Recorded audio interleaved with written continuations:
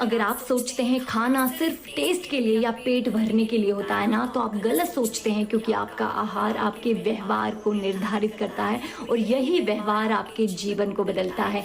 यानी भगवत गीता में श्री कृष्ण आपके आहार के बारे में कुछ ऐसा बताते हैं जो आपको जानना जरूरी है। हरे कृष्णा दोस्तों, मैं हूँ महिमा मोर। दोस्तों, भगवत गीता का ज्ञान देते हुए श्री कृष्ण सीधे से ये नहीं कहते कि हमें नॉनवेज खाना चाहिए या नहीं खाना चाहिए, लेकिन वो आहार को 3 हिस्सों में बांटते हैं, जिनमें नॉनवेज तामसिक में आता है। यानी जब भी आप तामसिक भोजन लेते हैं ना, तो उसका क्या असर होता है ये इस कहानी में मैं आपको बताऊंगी। तो एक बार होता क्या है, एक सन्यासी किसी गांव में तप के लिए चला जाता है। अब वो उस गांव में जाकर देखता है कि वहां सब आपस में लड़ रहे हैं, उनका झगड़ा होता है, मन अशांत होता है, वो क्रोधित रहते हैं, लेकिन उनके क्रोध का कारण वो नहीं जान पाता। उसके बाद कुछ दिन वहां रहकर सन्यासी को पता चलता है कि उनके आहार में केवल मांस और मछली है।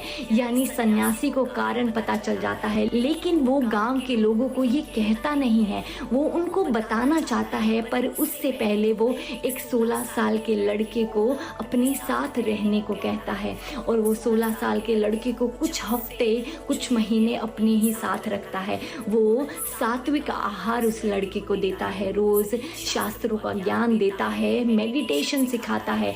लेकिन कुछ दिन के बाद गांव वाले उस लड़के को देखकर चौंक जाते हैं और सोचते हैं कि इसमें इतना बदलाव कैसे। तो सन्यासी कहता है इसके पीछे एक चमत्कार है जो मैं आज आपको बताऊंगा। गांव वाले कान खड़े करके सुनने लगते हैं। तो सन्यासी बताता है मैंने कुछ नहीं किया, केवल इसका आहार बदला। जो तामसिक भोजन ये खाता था, यानी मांस मछली, वो बदल कर मैंने सात्विक कर दिया। उसके बाद इसका व्यवहार बदला, विचार बदले और इसने शास्त्रों का ज्ञान लेना शुरू किया। उसके बाद जो भी इसने ग्रहण किया वो तुम्हारे सामने है। यानी दोस्तों, अब आपको जवाब मिल गया होगा। अगर आप नॉन वेजिटेरियन है ना, तो शायद तामसिक भोजन आप ले रहे हैं, जिसके कारण व्यवहार में बदलाव आप देखते ही होंगे।